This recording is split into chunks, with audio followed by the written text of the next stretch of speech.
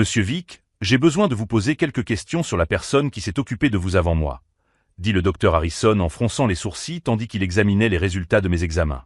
Sa voix avait une gravité qui me noua l'estomac d'anxiété. C'était ma femme, répondis-je automatiquement. Elle est gynécologue, mais elle s'est toujours occupée des petits problèmes de santé de la famille. Le médecin resta silencieux pendant quelques secondes qui me parurent interminables, ajustant ses lunettes et regardant à nouveau l'écran de son ordinateur. Puis il rangea ses instruments et se tourna vers moi avec une expression que je n'oublierai jamais. « Monsieur Vic, ce que je vois ici ne devrait pas être présent dans votre organisme. Je vais avoir besoin d'examens plus approfondis, car ce que j'ai trouvé est extrêmement préoccupant. Je m'appelle Vic et, à 41 ans, je n'aurais jamais imaginé me retrouver assis dans le cabinet d'un urologue à me demander si ma propre femme, celle en qui j'avais confiance depuis 16 ans de mariage, avait pu me faire du mal. Au cours des 8 derniers mois, j'avais souffert d'une douleur constante dans la région pelvienne qui apparaissait par vagues, me laissant courber de douleur. Mon énergie avait complètement chuté. Amanda me rassurait toujours en m'expliquant que c'était juste le stress du travail, que les hommes de mon âge étaient souvent confrontés à ces problèmes hormonaux. « C'est normal à 40 ans, chérie », répétait-elle chaque fois que je me plaignais. « Ton corps s'adapte. » Mais quelque chose en moi résistait à ces explications. Mon intuition me disait que ce qui m'arrivait était loin d'être normal. Quand Amanda est partie à un congrès médical à Chicago, j'ai décidé de demander un deuxième avis sans la prévenir. Le docteur Harrison a étudié attentivement mes analyses sanguines, hochant la tête de temps à autre. Son expression restait professionnellement neutre, mais j'ai remarqué que les muscles de sa mâchoire se contractaient. Il a changé plusieurs fois l'angle de l'écran, essayant d'obtenir une image plus claire des résultats. Finalement, il a posé les papiers sur la table et s'est tourné vers moi. Il y avait quelque chose dans son regard qui m'a instinctivement fait serrer les poings. Ce n'était pas seulement de l'intérêt professionnel. C'était plutôt de la stupéfaction face à ce qu'il avait découvert. « Depuis combien de temps votre femme vous prescrit-elle des médicaments pour vos douleurs ?» m'a-t-il demandé en se nettoyant les mains avec un antiseptique. J'ai essayé de me souvenir. Il s'agissait généralement d'analgésiques hormonaux et parfois d'anti-inflammatoires sous forme de comprimés. Amanda insistait toujours sur le fait qu'elle connaissait mon corps mieux que n'importe quel médecin extérieur. Le docteur Harrison s'est dirigé vers le moniteur d'examen et a pointé du doigt une tache irrégulière et sombre dans la zone prostatique. « Regardez cette altération », dit-il d'une voix tendue. « Vos niveaux hormonaux sont complètement hors normes. Il semble qu'une substance synthétique ait été introduite dans votre organisme depuis longtemps. » Je sentis le sang se retirer de mon visage. « Une substance synthétique ?» répétai-je, incrédule. « Mais je ne prends que les médicaments qu'elle me donne. » Le médecin a pris la liste des médicaments que j'avais apportés et a examiné les comprimés. « Ce ne sont pas les médicaments décrits sur l'étiquette », a-t-il confirmé. « Ce qu'il y a ici, c'est un bloqueur hormonal extrêmement puissant, du type utilisé pour la castration chimique. » J'ai essayé de me concentrer, de me souvenir de tout ce qui pourrait expliquer ce qui se passait, mais ma mémoire ne m'aidait pas. J'avais toujours fait aveuglément confiance à Amanda. Elle connaissait ma peur des hôpitaux et des procédures médicales invasives. « Je dois faire des examens plus approfondis », a déclaré le docteur Harrison en se levant de son bureau. « Marqueurs inflammatoires, fonction hépatique, tout le spectre. Ce que je vois ici soulève de sérieuses inquiétudes quant à des dommages permanents à votre système reproducteur. » Il quitta le cabinet, me laissant seul avec des pensées terrifiantes. J'ai essayé de me calmer, cherchant une explication rationnelle. Peut-être que le médecin se trompait. Peut-être que c'était autre chose, pas les médicaments qu'Amanda me donnait. Quelques minutes plus tard, une infirmière est entrée dans la pièce avec un plateau pour le prélèvement sanguin. La jeune femme travaillait en silence, mais j'ai remarqué qu'elle échangeait un regard avec le médecin lorsqu'il est revenu. Il y avait un dialogue silencieux entre eux, plein d'anxiété professionnelle. « Docteur, les marqueurs hormonaux sont vraiment altérés », a dit la nurse à voix basse, en montrant les résultats d'un test rapide. J'ai entendu ces mots et j'ai senti tout mon être se contracter de peur. Quelque chose n'allait vraiment pas dans mon corps, quelque chose que je n'avais jamais soupçonné. Le docteur Harrison s'est assis en face de moi et a joint les mains sur la table. « Monsieur Vic, » dit-il sérieusement, « je dois être tout à fait honnête avec vous. Ce que j'ai trouvé dans votre organisme représente une menace réelle pour votre santé reproductive et générale. Il ne s'agit pas seulement de changements hormonaux temporaires. Si vous aimez cette histoire aux révélations choquantes, n'oubliez pas de vous abonner à la chaîne pour découvrir comment une consultation médicale de routine peut complètement changer la vie d'une personne. Mais ce qui m'a vraiment terrifié, c'est ce qu'il a dit ensuite, des mots qui ont sonné comme une condamnation à mort pour tout ce que je croyais au sujet de mon mariage. Étant donné les circonstances dans lesquelles ces bloqueurs hormonaux ont pu pénétrer dans votre organisme à votre insu, je vous recommande vivement de contacter les autorités. Ce qui vous est arrivé peut être qualifié de crime grave. » Ces mots ont sonné comme une condamnation à mort. J'ai pris la lettre de recommandation médicale avec des mains tremblantes, ne comprenant pas encore pleinement l'ampleur de ce à quoi j'étais confronté. Un crime. Qui aurait pu commettre un crime contre moi? Qui avait accès à mon corps alors que j'étais vulnérable? Une pensée unique, terrifiante et impossible, commençait déjà à se former au fond de mon esprit. Une pensée que je refusais d'accepter, mais qui expliquait tout. L'idée que la personne en qui j'avais le plus confiance au monde ait pu trahir cette confiance de la manière la plus monstrueuse qui soit. En sortant du centre médical, j'ai senti le monde dans lequel j'avais vécu ces 16 dernières années s'écrouler. Un monde où Amanda était une épouse aimante et une médecin attentionnée, où notre mariage semblait solide et fiable. Maintenant, ce monde se fissurait, et j'avais peur d'imaginer ce qui serait révélé lorsqu'il s'effondrerait complètement. En rentrant à la maison, je me suis rendu directement dans notre chambre et j'ai ouvert le tiroir où Amanda rangeait ses médicaments professionnels. J'avais toujours respecté sa vie privée en matière de santé, mais maintenant, chaque comprimé me semblait être une menace potentielle. Parmi les flacons d'antibiotiques et d'anti-inflammatoires, j'ai trouvé quelque chose qui m'a glacé le sang. Un flacon presque vide d'acétate de cyprotérone, un bloqueur hormonal extrêmement puissant utilisé dans le traitement du cancer avancé de la prostate. L'étiquette indiquait qu'il avait été prescrit à un patient nommé Robert Chen, âgé de 73 ans. Mais le flacon se trouvait dans le tiroir personnel de ma femme. J'ai pris mon téléphone et j'ai fait des recherches sur ce médicament. Les informations que j'ai trouvées m'ont donné la nausée. L'acétate de cyprotérone était utilisé pour la castration chimique dans les cas extrêmes. Les effets secondaires comprenaient une perte totale de libido, une atrophie musculaire, une dépression sévère, et en cas d'utilisation prolongée, une infertilité permanente. Tous les symptômes que j'avais ressentis au cours des 8 derniers mois. Je me suis précipité dans la salle de bain et j'ai ouvert l'armoire à pharmacie.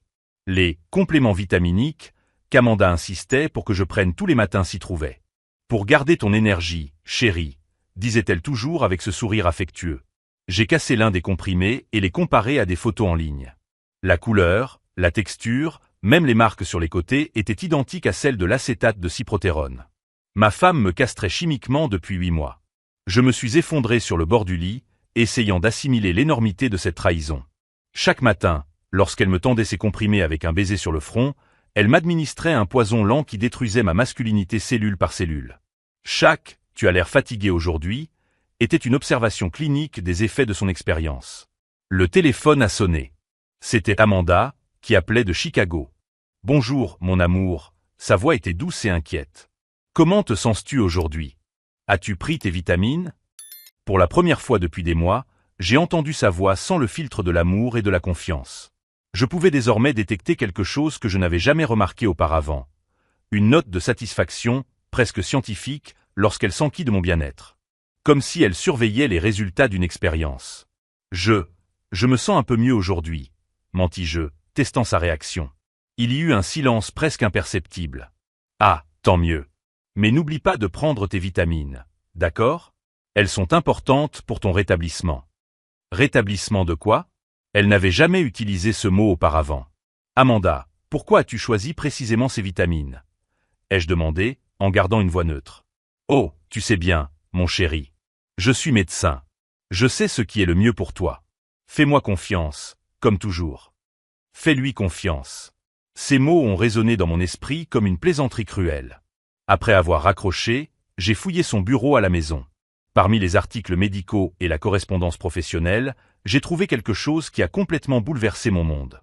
Un dossier marqué « Recherche personnelle, VT », caché derrière des livres de médecine. À l'intérieur se trouvaient des documents qui révélaient toute l'étendue de la monstruosité qu'Amanda avait orchestrée.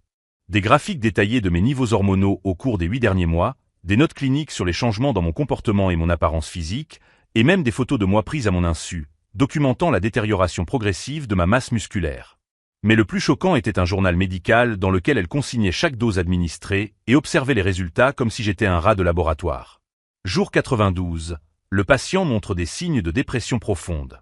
La masse musculaire a diminué d'environ 15%, libido complètement supprimée. Réponse émotionnelle considérablement réduite. L'expérience progresse comme prévu. Expérience. Elle qualifiait notre mariage, ma vie, d'expérience. J'ai continué à lire, sentant la nausée monter à chaque page. Amanda avait méthodiquement documenté ma destruction physique et mentale, observant avec un intérêt scientifique comment les bloqueurs hormonaux me transformaient d'un homme de 41 ans en bonne santé et actif en une ombre déprimée et physiquement affaiblie de moi-même. Mais la découverte la plus dévastatrice se trouvait dans la dernière entrée, datée d'il y a seulement 3 jours. J'envisage d'augmenter la posologie pour accélérer les effets permanents.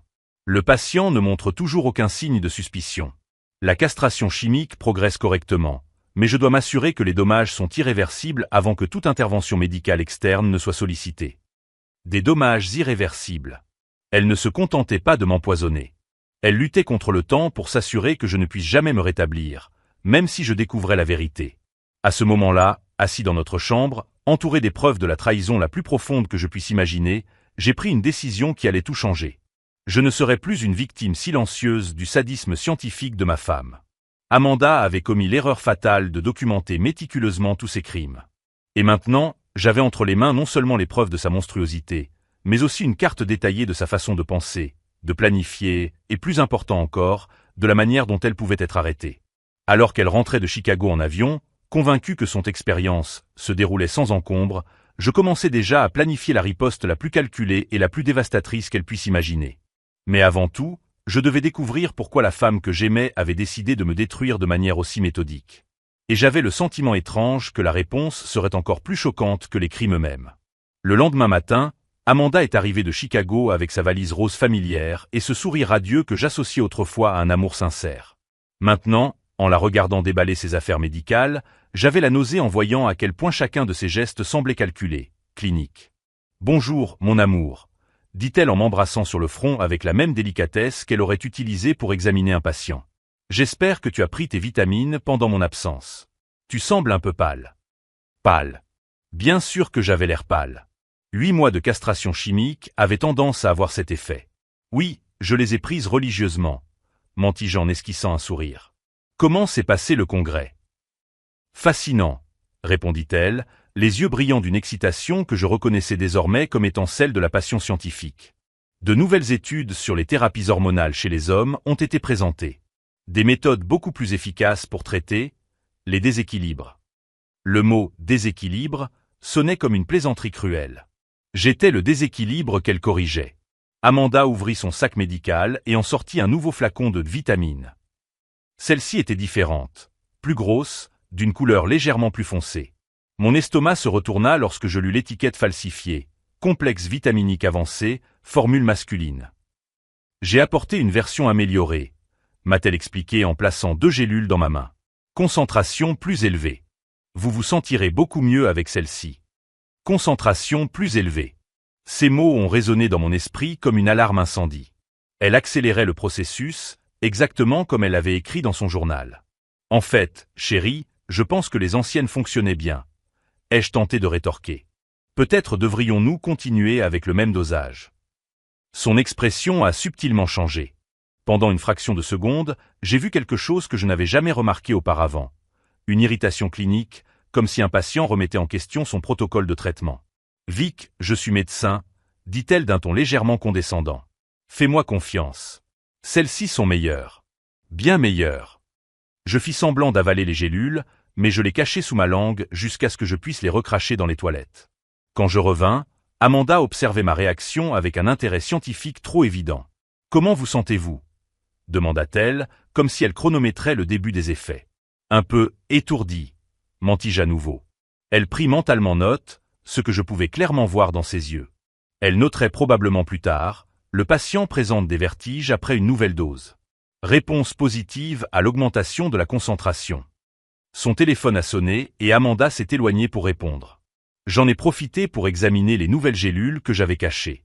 J'en ai cassé une avec précaution et j'ai photographié le contenu avec mon téléphone portable. La poudre à l'intérieur avait une couleur différente et une odeur plus chimique que les précédentes. Pendant qu'elle parlait à voix basse dans l'autre pièce, j'ai envoyé un message au docteur Harrison. « Je dois vous voir de toute urgence. Ils ont apporté une nouvelle formule. » Sa réponse est arrivée en quelques minutes. « Venez tout de suite. J'ai les résultats de vos examens précédents. Les nouvelles ne sont pas bonnes. » Quand Amanda a raccroché, j'avais déjà une excuse toute prête. « Je dois sortir un moment, ai-je dit. Je vais retrouver Jake pour prendre un café. » Je me sens claustrophobe. Jake ? A-t-elle demandé, et j'ai remarqué une pointe de suspicion dans sa voix. Vous ne vous êtes pas parlé depuis des mois. Merde. Elle connaissait ma vie sociale mieux que je ne le pensais. Il m'a appelé hier. Ai-je improvisé? Il veut parler de problèmes conjugaux. Amanda s'est détendue. Les problèmes conjugaux des autres l'intéressaient toujours, probablement comme étude de cas pour la manipulation émotionnelle. Au cabinet du docteur Harrison, les nouvelles étaient dévastatrices. Mon taux de testostérone avait chuté à moins de 5% de la normale. Mon nombre de spermatozoïdes était nul. 0. Les dommages causés à mon système reproducteur étaient déjà importants.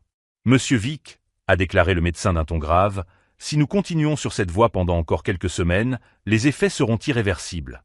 Nous parlons ici de castration chimique permanente, d'ostéoporose précoce, de dépression sévère et de possibles dommages cardiovasculaires. Je lui ai montré les nouvelles gélules.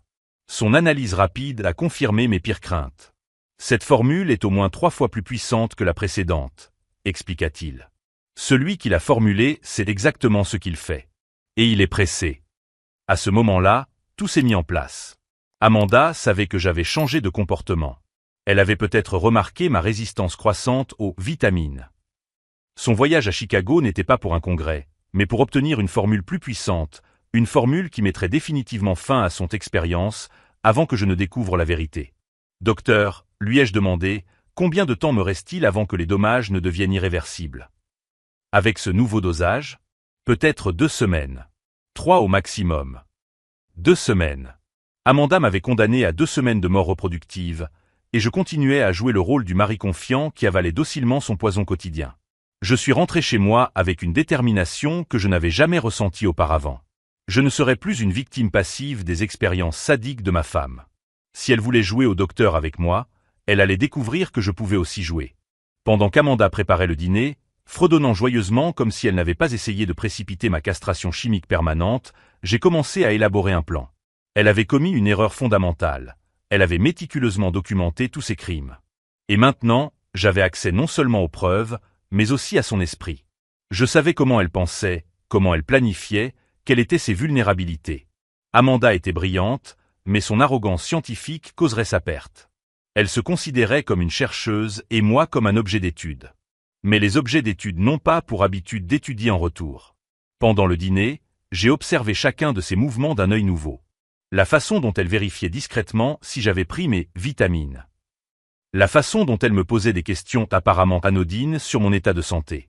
La façon dont elle notait mentalement chacune de mes réponses. « Chérie, dit-elle en coupant le saumon avec une précision chirurgicale, j'ai une surprise pour toi. J'ai pris rendez-vous avec un endocrinologue la semaine prochaine. Je pense qu'il serait bon d'examiner ces problèmes d'énergie que tu rencontres. » Un endocrinologue. Bien sûr. Un spécialiste qui confirmerait que mes niveaux hormonaux étaient catastrophiquement bas et recommanderait des examens complémentaires. Amanda créerait une piste de preuve médicale légitime pour expliquer mon état, éliminant ainsi tout soupçon futur d'empoisonnement. C'est très attentionné de ta part, répondis-je en gardant un ton neutre. Mais à l'intérieur, une rage froide se cristallisait en quelque chose de beaucoup plus puissant, une détermination absolue. Cette nuit-là, tandis qu'Amanda dormait paisiblement à mes côtés, rêvant probablement de graphiques hormonaux et de notes cliniques, je restais éveillé dans le noir, à élaborer des plans. Elle avait accès à mon corps, mais j'avais accès à son esprit grâce aux documents que j'avais découverts. Je connaissais ses méthodes, ses calendriers, son réseau professionnel. Et surtout, je connaissais son ego. Amanda se considérait comme intouchable parce qu'elle était respectée, méthodique et prudente. Mais la prudence excessive laisse des traces. La méthodologie crée des schémas. Et le respect professionnel peut se transformer en scandale dévastateur avec les bonnes preuves. Alors qu'elle respirait doucement, ignorant que son objet d'étude était devenu le chercheur, j'ai commencé à élaborer une vengeance aussi méticuleuse qu'elle-même. Si Amanda voulait jouer au médecin, elle découvrirait que certains patients peuvent être plus dangereux que n'importe quelle maladie. Et si elle pensait que 2 semaines suffisaient pour achever mon extermination reproductive, elle découvrirait que 2 semaines suffisaient également pour orchestrer une destruction bien plus complète. À partir de ce matin-là, chaque vitamine qu'elle m'offrait serait une nouvelle occasion de recueillir des preuves. Chaque question clinique qu'elle me posait deviendrait une information que j'utiliserais contre elle. Chaque sourire faux serait une preuve supplémentaire de sa psychopathie médicale. Amanda m'avait fatalement sous-estimé. Elle pensait qu'un homme dont la testostérone était supprimée serait moins capable de riposter. Elle n'avait pas prévu que la castration chimique pouvait clarifier l'esprit d'une personne, en supprimant les distractions romantiques et sexuelles pour révéler une logique meurtrière pure. Mais avant de mettre mon plan à exécution, je devais comprendre parfaitement pourquoi. Pourquoi la femme qui était censée m'aimer avait-elle décidé de me détruire de manière aussi systématique? La réponse à cette question déterminerait non seulement l'ampleur de ma vengeance, mais aussi sa nature spécifique. Et j'avais le sentiment que lorsque je découvrirais toute la vérité, ma rage actuelle me paraîtrait presque douce en comparaison. Le lendemain matin, j'ai fait semblant d'avaler les nouvelles gélules avec la même obéissance que d'habitude, mais cette fois, j'ai photographié chacune d'elles avant de les jeter. Amanda observait ma réaction avec un intérêt scientifique à peine dissimulé, chronométrant mentalement le temps que les nouveaux composés mettraient à faire effet. « Comment te sens-tu aujourd'hui » m'a-t-elle demandé, comme elle le faisait chaque matin depuis 8 mois. « Un peu plus fatigué », ai-je menti, remarquant que ses yeux brillaient légèrement de satisfaction.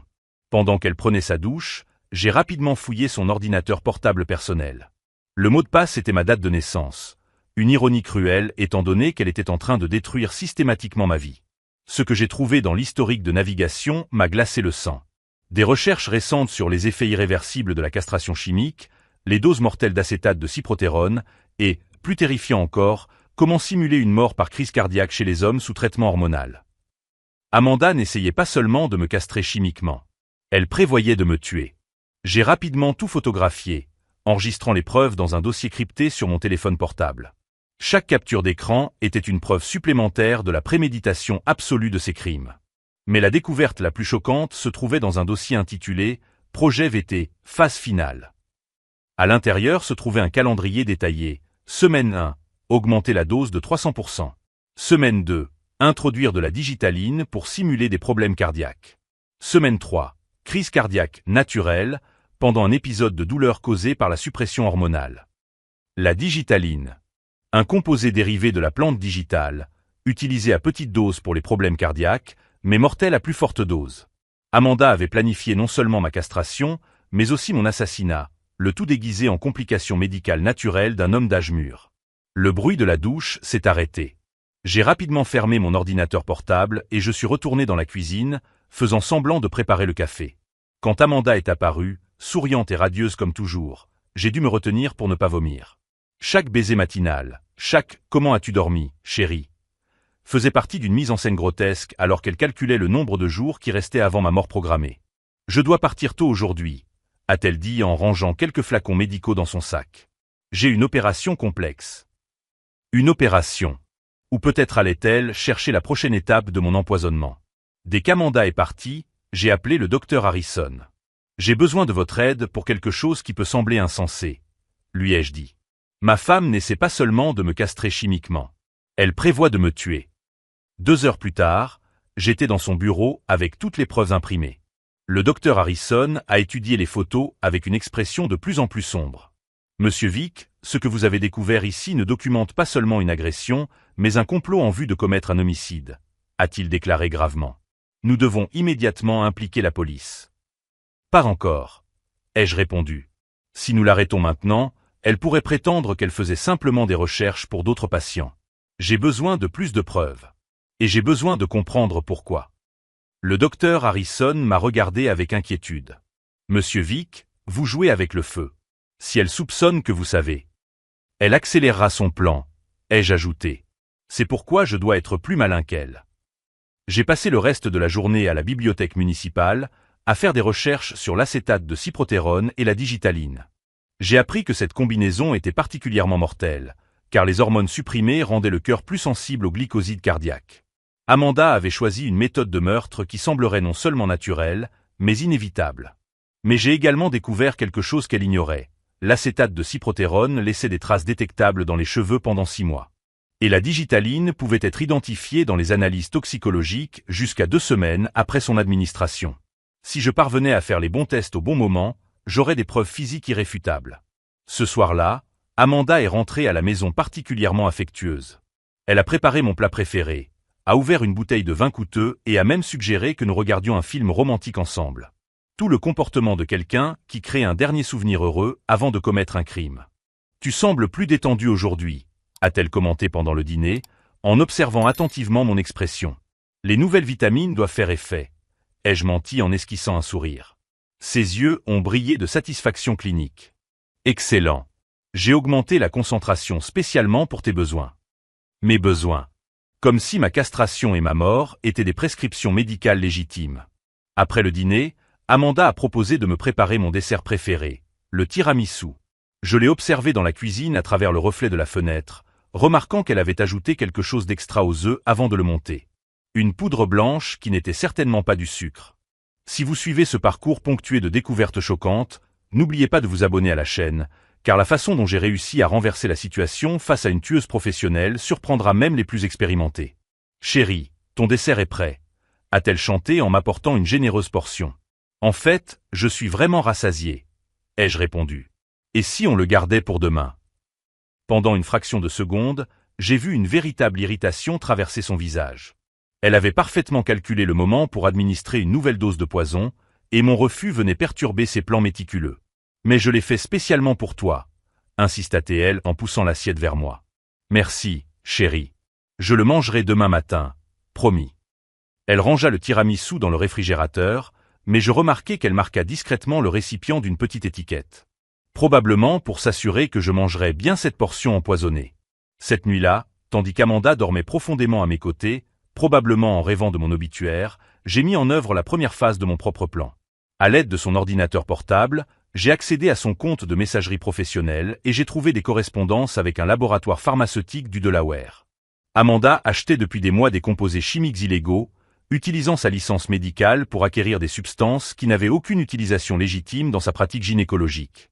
Les factures indiquaient des achats de cyprotérone acétate en quantité hospitalière et de digitaline purifiée à des concentrations qui n'avaient de sens que pour la recherche ou le meurtre. Plus important encore, j'ai trouvé des emails dans lesquels elle discutait de protocoles expérimentaux pour la suppression hormonale permanente, avec un contact mystérieux identifié uniquement comme Dr K. Les messages révélaient que je n'étais pas son premier patient non consentant. Le sujet précédent a développé une résistance plus rapidement que prévu, avait écrit Amanda 3 mois auparavant. J'ai dû passer à la phase cardiaque plus tôt que prévu. Cette fois-ci, je suis plus prudente avec le dosage initial. Sujet précédent. Il y avait eu un homme avant moi qu'Amanda avait assassiné en utilisant le même protocole. J'ai copié tous les messages, enregistré les factures des laboratoires et téléchargé l'historique complet de ses recherches médicales. Chaque fichier était une preuve supplémentaire qui rendrait impossible toute allégation d'innocence.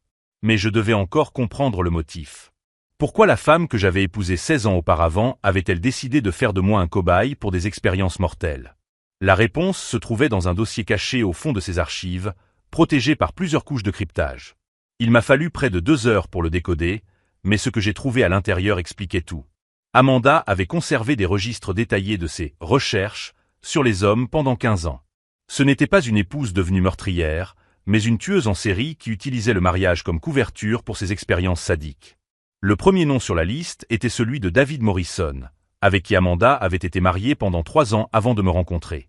Cause officielle du décès, crise cardiaque à l'âge de 42 ans. Mais les notes secrètes d'Amanda documentaient des mois d'empoisonnement hormonal qui avaient abouti à une overdose de digitaline. Le deuxième était Marcus Chen, probablement le véritable patient dont elle détournait les médicaments. Cause officielle du décès, complications liées à un cancer de la prostate. Réalité, castration chimique expérimentale suivie d'un meurtre lorsqu'il a commencé à avoir des soupçons. Je serais le troisième. Mais Amanda avait commis une erreur cruciale dans son arrogance. Elle documentait tout, tenait des registres détaillés comme toute chercheuse fière de son travail. Et maintenant, j'avais des preuves non seulement de mon propre empoisonnement, mais aussi d'au moins 2 homicides antérieurs. Lorsque le soleil s'est levé, je n'étais plus une victime confuse essayant de comprendre pourquoi sa femme l'empoisonnait. J'étais un homme disposant de preuves matérielles de multiples meurtres prémédités, ayant accès à ses méthodes et connaissant parfaitement ses horaires. Amanda descendit pour le petit déjeuner en fredonnant, visiblement satisfaite des progrès de sa dernière expérience. Mais lorsqu'elle me vit assis à table avec une expression différente sur le visage, son expression changea légèrement. « Tu vas bien, chérie ?» demanda-t-elle, sa voix prenant ce ton clinique que je reconnaissais désormais comme de l'intérêt scientifique. « Je ne me suis jamais senti aussi bien, » répondis-je, et pour la première fois en 8 mois, c'était vrai. Car tandis qu'Amanda croyait mener son expérience finale, j'étais sur le point de lui apprendre que certains sujets de recherche peuvent devenir des chercheurs. Et ma première hypothèse était simple. Que se passerait-il si une tueuse en série découvrait que sa prochaine victime était au courant non seulement de son crime actuel, mais aussi de tous les précédents? J'étais sur le point de le découvrir. Amanda m'a servi mon café du matin avec ce sourire radieux que je reconnaissais désormais comme de la satisfaction scientifique.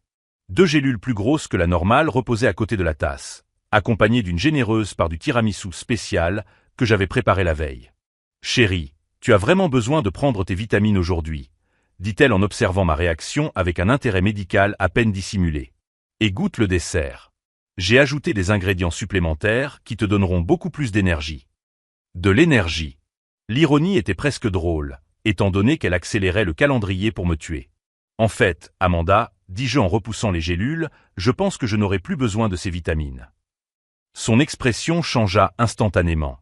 Son sourire affectueux se transforma en quelque chose de beaucoup plus clinique, presque prédateur. « Que voulez-vous dire ?» demanda-t-elle, et pour la première fois en 8 mois, j'entendis une note d'inquiétude sincère dans sa voix. « Je veux dire, » répondis-je calmement, que j'ai découvert ce que contiennent réellement ces gélules. De l'acétate de cyprotérone à une dose 3 fois supérieure à la dose thérapeutique. Suffisante pour provoquer une castration chimique permanente en quelques semaines. Elle pâlit. Pendant quelques secondes, il y eut un silence absolu dans la cuisine. Puis Amanda tenta de retrouver son sang-froid, mais je voyais son cerveau tourner à toute vitesse, essayant de calculer ce que je savais et comment elle pourrait se sortir de cette situation. « Vic, tu délires, » dit-elle en forçant un rire. « Ce sont des vitamines ordinaires que j'ai achetées à la pharmacie. Tu devrais peut-être consulter un psychiatre si tu as des idées paranoïaques à propos d'eux. » David Morrison. L'interrompis-je. Elle s'arrêta immédiatement de parler. 3 ans de mariage. Mort d'une crise cardiaque à 42 ans après des mois de problèmes de santé inexpliqués. C'était ton premier, n'est-ce pas? Ses mains se mirent à trembler légèrement. Et Marcus Chen. Cancer de la prostate fulgurant à 45 ans. Il est intéressant de noter que vos 2 ex-maris sont morts de causes que vous pourriez facilement simuler avec les bons médicaments. Amanda s'est levée de table, ses mains cherchant instinctivement le tiroir où elle rangeait ses flacons de médicaments. « Vous ne comprenez pas, » dit-elle, sa voix prenant un ton désespéré. Ils étaient problématiques. David me trompait. Marcus a découvert des incohérences dans mes dossiers médicaux. J'ai juste résolu les problèmes. Vous avez résolu les problèmes en les assassinant, dis-je, en gardant ma voix calme et maîtrisée. Ce n'étaient pas des meurtres, répliqua-t-elle, son masque tombant enfin complètement. C'était des expériences cliniques nécessaires. Je faisais progresser les connaissances médicales sur la suppression hormonale. Ils ont contribué à la science. Contribué à la science. Elle croyait vraiment à sa propre psychopathie. Et moi? Quelle était ma contribution à la science, Amanda? Elle m'a regardé comme si la question était ridicule. Tu étais le sujet de contrôle parfait. En bonne santé, confiant, sans antécédents médicaux. Je voulais documenter un protocole de castration chimique qui fonctionnerait sans être détecté pendant au moins 1 an. Tu étais idéal. Idéal. 16 ans de mariage, et je n'étais qu'un sujet de recherche idéal. Mais tu as tout gâché, a-t-elle poursuivi, sa voix prenant un ton presque enfantin de frustration. En allant voir ce médecin, en posant des questions. J'avais des délais à respecter, des résultats à documenter. Maintenant, je vais devoir accélérer pour passer à la phase finale. Phase finale. Elle parlait de mon meurtre comme s'il s'agissait d'un protocole médical de routine. À ce moment-là, la porte d'entrée s'est ouverte. Amanda a regardé, perplexe, nous n'attendions personne. Mais je savais exactement qui c'était. Vic. La voix du détective Bradley a résonné dans le couloir. Nous entrons comme convenu. L'expression d'Amanda se transforma en pure horreur lorsque 3 agents entrèrent dans la cuisine, suivis par le docteur Harrison et le détective Bradley. Amanda Tam, dit le détective d'une voix officielle, vous êtes en état d'arrestation pour tentative de meurtre, empoisonnement et lien possible avec les décès de David Morrison et Marcus Chen. C'est ridicule, s'écria Amanda, mais sa voix semblait désormais hystérique. Mon mari fait une dépression nerveuse.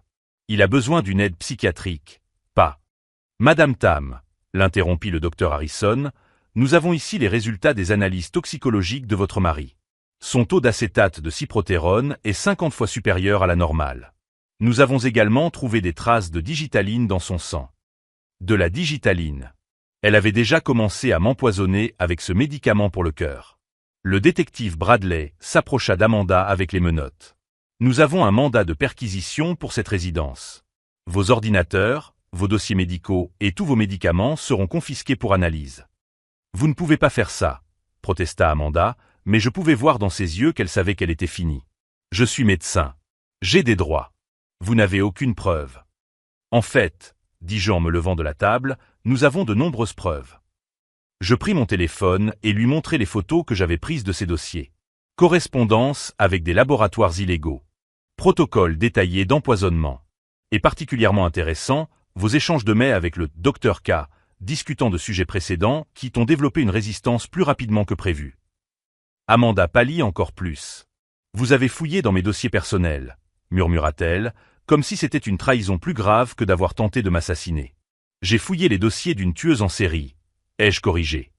Des dossiers qui documentent au moins 3 tentatives d'homicide par empoisonnement, dont 2 réussies. Le détective Bradley lui a passé les menottes tout en lui lisant ses droits. Mais Amanda semblait être en état de choc, marmonnant sans cesse à propos de protocoles expérimentaux et de sujets non coopératifs. « Vic, a-t-elle dit alors qu'il s'apprêtait à l'emmener, vous ne comprenez pas l'importance scientifique de ce que je faisais. Les données que j'ai recueillies pourraient révolutionner le traitement hormonal. » Amanda, ai-je répondu calmement, la seule chose que vous avez révolutionnée, c'est ma compréhension de la profondeur de la malveillance dont une personne peut faire preuve tout en conservant une apparence de normalité. Pendant qu'on l'emmenait, Amanda a continué à protester sur la validité scientifique de ces expériences, comme si assassiner 3 maris était un projet de recherche légitime. Après son départ, le détective Bradley s'est tourné vers moi. « Monsieur Vic, je dois dire que votre détermination à documenter les preuves avant de nous contacter était courageuse, bien que risquée. Si elle avait découvert que vous étiez au courant, elle aurait accéléré le processus, ai-je ajouté. C'est pourquoi j'ai dû être si prudent. » Le docteur Harrison s'est approché avec un rapport médical. La bonne nouvelle, c'est que nous avons stoppé l'empoisonnement avant que les dommages ne deviennent irréversibles. Avec un traitement approprié, votre fonction hormonale devrait se rétablir complètement. Vous avez eu beaucoup de chance. De la chance. Ou peut-être simplement la détermination de ne pas me laisser devenir une statistique de plus dans les expériences d'une psychopathe. Si vous suivez cette quête de survie et de justice, n'oubliez pas de vous abonner à la chaîne, car ce n'est pas encore fini. Ce que nous avons découvert dans les ordinateurs d'Amanda allait révéler un réseau criminel encore plus vaste. Il y a autre chose, a déclaré le détective Bradley en consultant ses notes. Nous avons trouvé des preuves qu'Amanda pourrait être liée à d'autres décès suspects dans 2 États différents. Des hommes d'âge mûr, tous mariés à des femmes médecins, sont tous morts de complications cardiaques après des périodes de détérioration inexplicable de leur santé. D'autres décès. Amanda n'était pas seulement une tueuse en série, elle faisait partie d'un réseau plus vaste. Le Dr K, mentionné dans votre correspondance, nous l'avons identifié comme étant le Dr Karen Whitfield, endocrinologue à Portland. Nous collaborons avec les autorités locales pour enquêter sur un éventuel réseau de professionnels de santé utilisant l'empoisonnement hormonal comme méthode d'homicide. Un réseau. Amanda avait transformé le meurtre de ses maris en une méthodologie médicale partagée entre collègues. 2 jours plus tard, j'ai regardé les informations qui rapportaient l'arrestation d'Amanda et de 3 autres femmes médecins dans différents États. 16 hommes tués en 20 ans.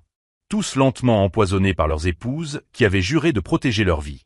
Le journaliste a décrit comment le réseau hormonal, comme les médias l'avaient surnommé, fonctionnait en échangeant des protocoles d'empoisonnement déguisés en recherche médicale légitime.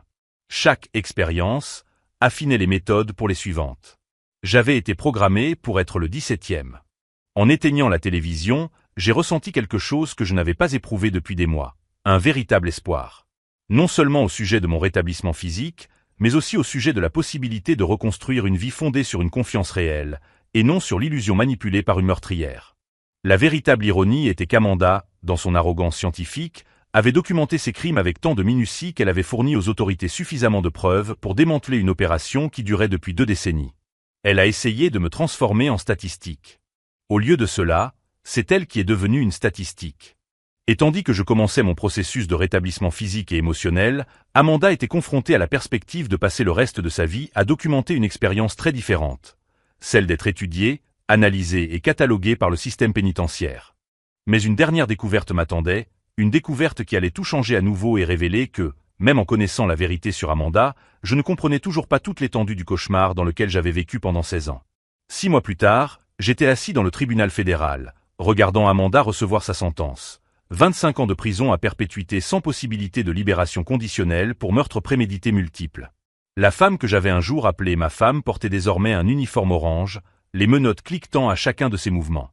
Ce qui me frappe le plus, a déclaré le juge Miller, c'est la froideur calculatrice avec laquelle l'accusé a documenté ses crimes. Il ne s'agissait pas d'actes impulsifs commis sous le coup de la passion, mais d'expériences systématiques menées sur des êtres humains innocents. Amanda est restée impassible pendant toute la lecture du verdict. Lorsque le marteau a frappé, scellant son destin, elle s'est tournée une dernière fois vers moi. Je n'ai vu aucun remords dans ses yeux, seulement une irritation scientifique, comme si j'étais un sujet de recherche qui avait gâché ses données. Les enquêtes ont révélé un réseau encore plus étendu que nous ne l'imaginions. Le réseau hormonal opérait depuis 22 ans, Amanda étant le mentor d'au moins 8 autres femmes médecins à travers le pays. 23 hommes morts, des dizaines d'autres partiellement empoisonnés comme moi. Le docteur Harrison m'accompagnait lors de mes consultations mensuelles de rétablissement. Mes niveaux hormonaux étaient revenus à la normale après 8 mois de traitement. J'avais retrouvé mon énergie, ma masse musculaire s'était reconstruite et plus important encore, ma capacité à faire confiance aux autres était progressivement revenue. Vous avez eu une chance extraordinaire, m'a-t-il dit lors de la dernière consultation. Quelques semaines de plus avec ce dosage et les dommages neurologiques auraient été permanents. De la chance. Je préfère parler d'intuition et de courage d'agir quand quelque chose semblait ne pas aller. 6 mois après le procès, j'ai déménagé à Denver, où personne ne connaissait mon histoire. J'ai ouvert une petite agence de conseil en sécurité numérique, spécialisée dans la protection des personnes vulnérables contre les crimes technologiques. Ironique comme l'expérience d'être victime m'a transformé en expert en protection. Un après-midi d'octobre, j'ai rencontré Rachel dans un café local. Elle était pédiatre, douce et authentique d'une manière qu'Amanda n'avait jamais été. Lorsque j'ai mentionné en passant que je sortais d'un mariage difficile, elle a simplement acquiescé avec compréhension, sans poser de questions indiscrètes. Parfois, a-t-elle dit en remuant le sucre dans son café, les pires expériences nous préparent à reconnaître les meilleures. 6 mois après le début de notre relation, Rachel m'a demandé de l'épouser. Un renversement des rôles qui m'a fait rire sincèrement pour la première fois depuis des années. Lors de la cérémonie simple, en présence de quelques amis proches, je me suis promis de ne plus jamais confondre l'amour véritable avec la manipulation. Le docteur Harrison était mon témoin. Pendant son discours, il a dit « Vic m'a appris que la survie n'est pas seulement une question physique, mais aussi une question de maintien de la dignité humaine même lorsque d'autres tentent de la voler. » 1 an après notre mariage, Rachel et moi avons adopté 2 enfants. Emma, 7 ans, et Marco, 5 ans, 2 frères et sœurs qui ont perdu leurs parents dans un accident de voiture. Apprendre à Emma à faire du vélo, aider Marco à faire ses devoirs. Des expériences qu'Amanda avait prévu de lui refuser à jamais. Je reçois parfois des lettres de prison. Amanda y parle de ses recherches continues, comme si elle menait encore des expériences légitimes. Je brûle ces lettres sans les lire. Certaines portes, une fois fermées, doivent rester verrouillées à jamais. La véritable victoire n'a pas été de l'avoir emprisonnée, mais de découvrir que je pouvais à nouveau aimer sans paranoïa constante. Rachel connaît toute mon histoire, mais elle ne l'utilise jamais contre moi. Elle comprend que la confiance se reconstruit par des actions cohérentes, et non par des paroles vides de sens. Si ce parcours de survie et de reconstruction vous a touché, abonnez-vous à la chaîne pour découvrir d'autres histoires de personnes qui ont refusé de rester des victimes et ont trouvé des moyens de transformer leur traumatisme en motivation. Aujourd'hui, en regardant Emma et Marco jouer dans le jardin de notre maison, je comprends qu'Amanda n'a pas réussi à détruire ma capacité à être père. Elle a seulement retardé jusqu'à ce que je trouve les bons enfants et la bonne partenaire. La dernière fois que j'ai eu de ses nouvelles, elle purgeait une peine en isolement pour avoir tenté d'empoisonner une codétenue. Certains prédateurs n'apprennent jamais. Moi, j'apprends à Marco à jouer aux échecs en lui expliquant que chaque pièce a une valeur unique et que les vraies victoires exigent de la patience, de la stratégie et surtout du respect pour l'adversaire. Certaines leçons ne s'apprennent qu'en survivant au pire de la nature humaine.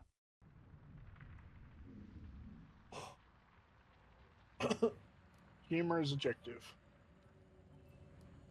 Dad jokes are fucking awesome. I love dad. Mm. The fuck did you send me? What is this picture? Chaos, what is this picture? Her angle, I know my puppy wuppy. probably her angle Chaos, of how what she is the died. picture? Her feet. Is she just ignoring me? Probably. She ignoring the rest of us. So rude. Yep, it's chaos. How are you not surprised, Vince? Watch. What just happened? What photo did you send Ducky? Oh, sorry, I was talking to the dog. It's the angle they shot me at. Yeah, I'll read the message I fucking sent back. By the way, that shot's understandable. You deserve this shot. Not. That shot's understandable because you remember you would have been standing up, so your head would have been peeking. Would have still just gone to that crack. See the slight edge crack thing? Would have you would have been standing up, so you would have been taller. He would have just walked out, took the shot, and stepped back, and that's why the kill view's backwards a bit. That's what would have happened. Fine. Fucking Either way, I the sniper is shit. Yeah, I hope they both get fecked on by another team. the guy had to rush me with a fucking pistol in order to kill me. Like, that's the funny part.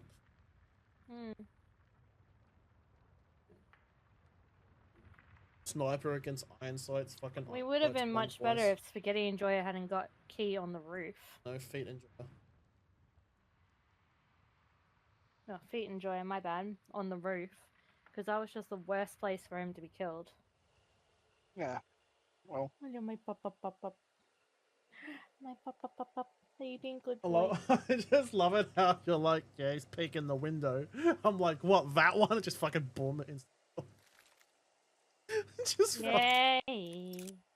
Not as good as last night's. So terrible. Hello, smack dead. Hello there. I think some of the most fucking. F you, hello, bang. Is what we had last time. I literally like some of the Brazen most Tower? ridiculous fucking shots.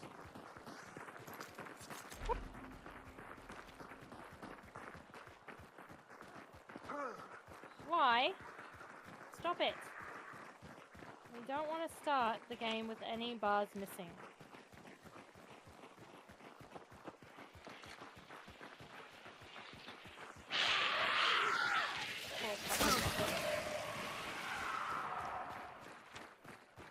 I know, you're a good puppy wuppy, aren't you? There should be 2 clues here. We might only get one. Yeah. Oh. Chaos. Pros aren't something we want to alert.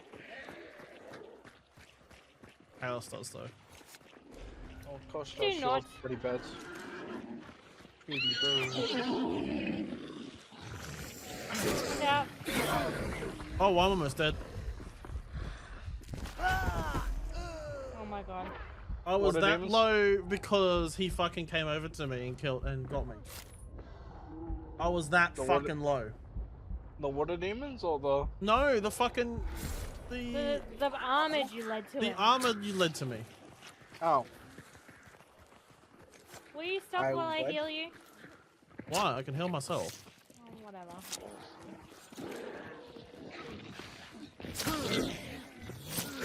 There's a rock on the map. Yeah, the armor that was covered in barbed wire.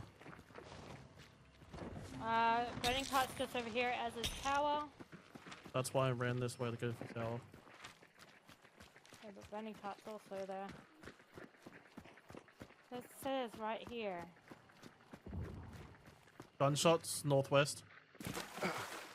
Alright, so they'll be going to burning cart too.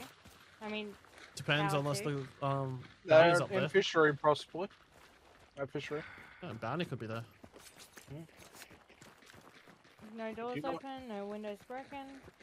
Of course, no windows and doors open. Now I'd have to come from the other side and come see us. Thought I get a footstep. You are a footstep.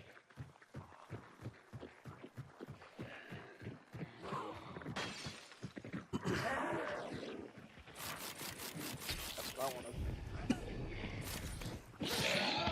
Some sonic rounds? Tempting. All cards there. Everyone wants cards. On it. Pathfinder used. 2 engraves, fishery. 1 fishery, 1 Port Rica.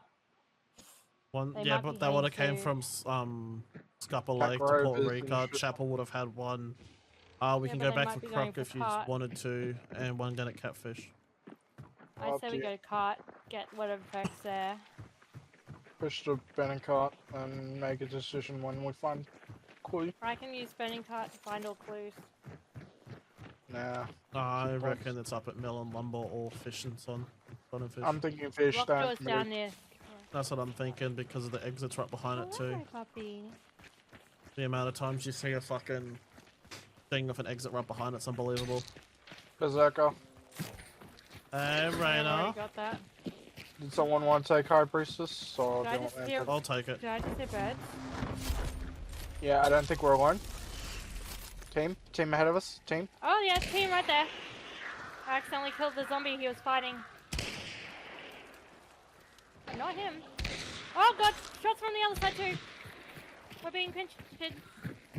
No, same team, from just over different here? angles. No, he's back here. Okay. I want Berserker. I haven't taken it yet. Top floor of the building. Team of 3. One top building, one there, one in there.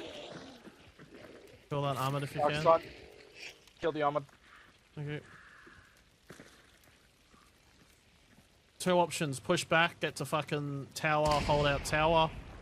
I don't think the options are there anymore. Because we haven't got fucking cover here. I'm just taking cover from the side over here. I see one. They're running inside there. Shoot them. If you see it I and didn't- you're confident I you shot. took it. I ducked by accident when I saw it. Okay. Okay, No, they're moving too fast anyway. She wouldn't have had the shot. that's fine. If you see a shot, take a shot. I've been Yeah. doing some research We'll on Aussie fucking animals. Take a shot Fair. if I see a shot. That's fine. That was from the one over there. I And think. what have you found? Hunt's going well. Top floor, Where are top of the you, roof, I fucking think. Son of a bastard. I And think I got they've shot gone on from the tin roof. house. I think they're on the tin roof. Shout I think I tin got shot roof. from the house. Fucking hell. 90 What was the meters house? with a Springfield 1866 bayonet, the one I saw running. Crows behind us. Look, my puppy. They are pushing in as we speak.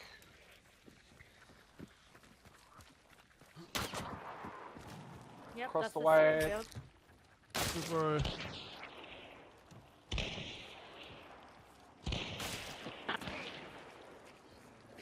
Well, you saw him with the... That one got me, Ducky.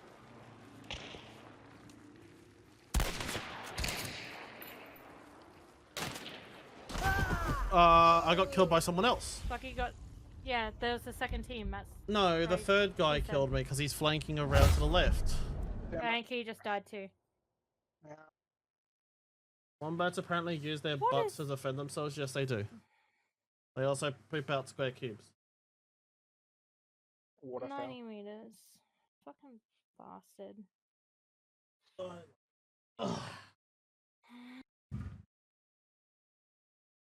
Not a lie, that flank snipe was clean. It was a bit choppy if you ask me.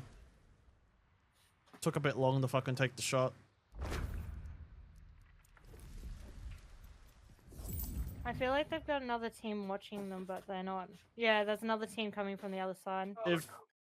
If you want to see a fucking clean shot, a fucking clean ass shot, I'll show you a clean ass shot. Are you doing the high? Yes. What are you doing? No. No! Do Come I here. have any more to do with the ranger? Doing. Bad. The Craig.